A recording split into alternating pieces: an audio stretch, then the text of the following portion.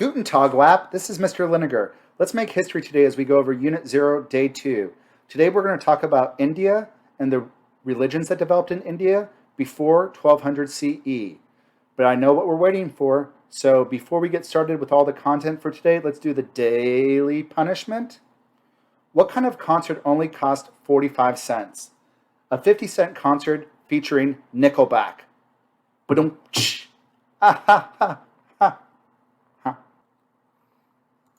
All right, so your key terms for today are a lot. A lot of these are religious terms. Some of these hopefully you went over in your class last year and to get some context for the world religions.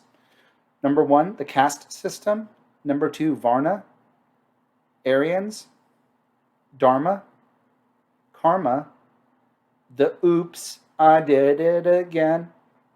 I played with the Upanishads, the Riga Vedas, Mashka, Sati, Samsara, Jainism, Ahisma, Buddhism, the Four Noble Truths, the Eightfold Path, Siddhartha Gautama, Mahayana Buddhism, Theravada Buddhism, Pagodas, and Stupas. We're going to go about Indian political history before 1200 CE and some of the major religions in India and their major belief systems. So India is located in South Asia. Modern day, when we're talking about Indian civilizations, it's modern day India, Pakistan, Bangladesh. The pre-post-classical civilizations, the civilizations before 1200, there were two major civilizations. The first one was the Mauryan dynasty. The Mauryan dynasty was a Buddhist dynasty. It had a strong military. After them, from like 200 to 200 BCE to CE, was the Gupta dynasty. This was a Hindu dynasty. There was a lot of economic and cultural advances during the Gupta dynasty. India was very patriarchal. Women did not have a lot of rights. One of the things that's going to develop even before the Mauryan or the Gupta dynasty is something called sati. In India, when the husband died, the children are supposed to take care of the mom. And the idea was that the woman, the mom, is a burden on the rest of the family. In Hinduism, people are cremated. So what sati is when the husband is being burned in his funeral, the woman is supposed to jump into the fire and kill herself. That way, she is not being a burden on her children. It is patriarchy. Hinduism and these Indian civilizations will be very advanced in math and science. They're going to create the concept of zero. They create the numeric system, which eventually we will use in Western nations. The first people to come to India were the Indo-Europeans called the Aryans. They came well before the Mauryan dynasty, around 1500 BCE. They're going to colonize India for a 1,000-year period. This is called the Vedic Age. They were white Indo-European nomads. They have orally transmitted works called the Vedas. They actually had two written language systems. The sacred one was called Sanskrit, and their daily usage language was called Prakrit. The Aryans, when they come to India, will create a class system. The class system will be based on race. They'll put themselves on the top of the class. And they'll put the local Indians, the people that were originally from South Asia, on the lower caste. So this is going to be based on Varna. Varna means skin color. You'll see the higher classes, the higher castes, will be white people, while the darker skinned people will be at the lower caste. Some of the differences between the caste system and other class systems, it's hereditary. I'm a Krishna. My child's a Krishna. There's no way you can get out of this. There's no social mobility. Also, like, you are only supposed to associate with the people in your class, in your caste. If I'm a Krishna, I cannot be friends with a Vaishya or a Brahmin. My whole little world is the Krishyas. And it was originally based on race. The four main Varnas were the Brahmins, the Krishnas, the Vaishyas, and the Shudras. Later, you'll have a bottom caste that were considered so unpleasant, so dirty. They were called the untouchables. They would do all the jobs that were considered ritually unclean, like animal butchers, like things like that. Sati is going to be a social custom. We talked about that before, widow birding. Let's talk about Hinduism. Hinduism and the caste system originally came from the Aryans. It's going to mix with the local Indian beliefs, and we're going to get the caste system and Hinduism. The major texts or religious books from Hinduism are the Upanishads and the Riga Vedas. Those are two religious books you should know. Here's what Hinduism believes in. In Hinduism, they believe that there's a universal soul, the soul that encompasses everything that's all around us. We have an individual soul. Our individual soul is called our Atman. The goal of Hinduism is for our individual soul, our Atman, to become one with the universal soul, the Brahman. And we become one with the universe. The way that you do this, the way that your Atman becomes one with the Brahman, is you go through a reincarnation cycle. I am a Hindu. I'm born as a Sudra. I only associate with Sudras. I don't try to cause any problems.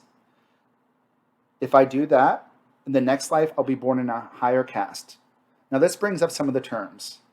Your caste duties, like your duties in your caste, are called dharma.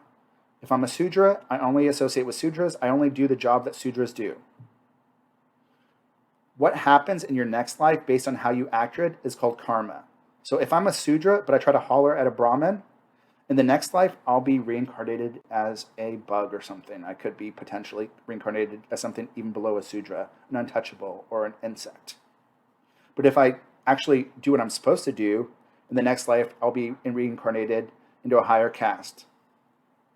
This whole reincarnation cycle is called samsara.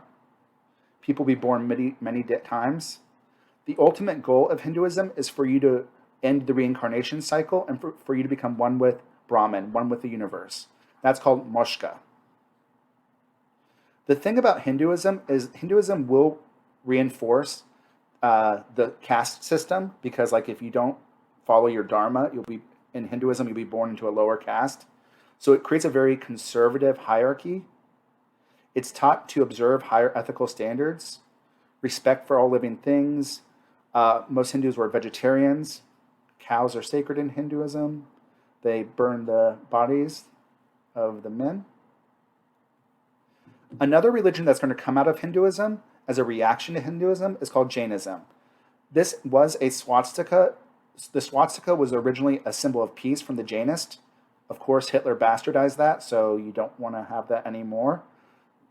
But originally, the swastika was a symbol of peace. The founder of Jainism was Zavardhamana Mahariva. He's known as the Jina, or the Conqueror. His followers were called Jains. Jainism was inspired by the Upanishads. They think everything in the universe possessed a soul. They thought since everything in the universe possessed a soul, they had a strong principle of ahimsa, non-violence towards all living beings. Jainism is very strict. So like if I'm a Jainist, some of the things they would do is they would walk around and sweep in front of them because they don't want to step on a bug, because that bug would have a soul, potentially. Also, like when they're drinking water, they would put like a little, like maybe paper towel on top of it first to make sure they don't accidentally swallow any bugs or microorganisms. Not that they knew what microorganisms were back then. Jainism does focus on the fact that everybody has a soul, so they kind of preach the idea of equality.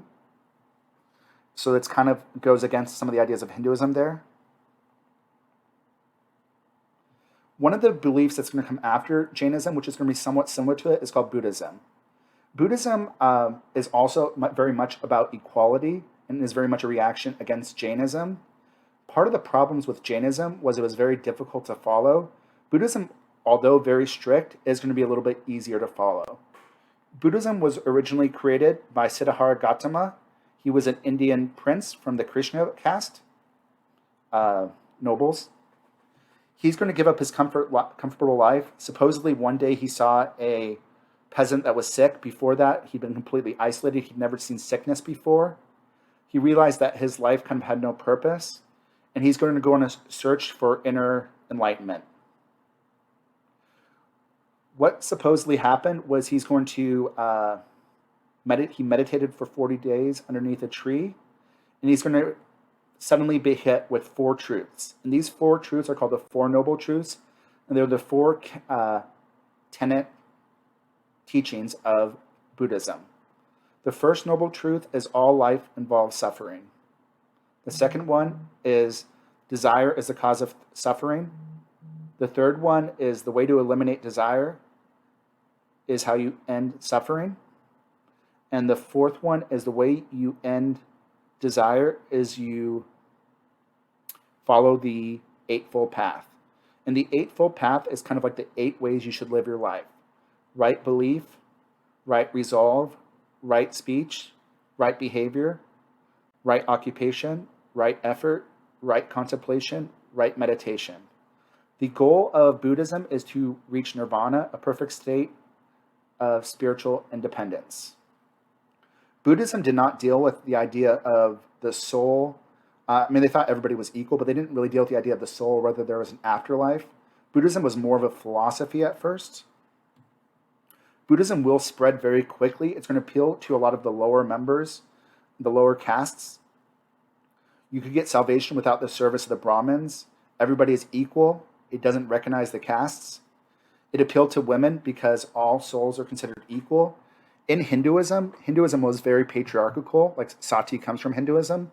In Hinduism, some Hindu Brahmins said women were so inferior to men that if a woman ever wants to reach moksha, she would have to be reincarnated as a man and go through the whole cycle again. Buddhism is going to also spread because they're going to create monasteries where monks are. It's going to be a very missionary religion. It's going to go through different trade routes. It's going to spread through trade routes. It's going to try to convert people. And it's going to win large converts with its monasticism, its missionary faith, and its very much appeal to of equality. However, Buddhism will split. After Siddhartha Gautama dies, there will be a schism in Buddhism. It really comes down to whether he was a god or a man. It's going to really come down to the idea of the religion of Buddhism versus the historical philosophy of Buddhism. Mahayana Buddhism is the bigger branch of Buddhism, and this is going to spread to Central Asia and East Asia. It's going to blend Buddhism with Hinduism and even local like Chinese beliefs like Taoism. In Mahayana Buddhism, they believe Buddha was a god. This is probably the less historical view of Buddhism. The other branch of Buddhism is called Himana or Theravada Buddhism. They viewed Buddha as a human. They didn't focus on this idea of whether you have an eternal soul, whether there's an afterlife. It was really like the original teachings of Buddha. It's going to be practiced in Sri Lanka, parts of India, and Southeast Asia. Buddhism will die out in India later on as it merges with Hinduism. It's going to die out in India at least, although it still will be pretty popular in some parts of East Asia and Southeast Asia. We are going to have some Buddhist forms of architecture that I want you to know about. The first one is called stupas. Stupas were the earliest form of Buddhist architecture. There's no interior. What Buddhists would do there is they would walk around eastward along the stupa and pray. It was a way to meditate. The next one you should know are called pagodas. Pagodas were originally from India. They will spread to South Asia, Southeast Asia. They'll have a very kind of like almost like a very Chinese, Japanese architectural aspect blended into them. They're Buddhist places to worship. You actually would go in these. You could light incense, pray, meditate. You should know the terms pagodas and stupas. All right, kiddos, and that's all I have for you for today. That was Unit 0, Day 2. Until next time, deuces. Deuces, deuces.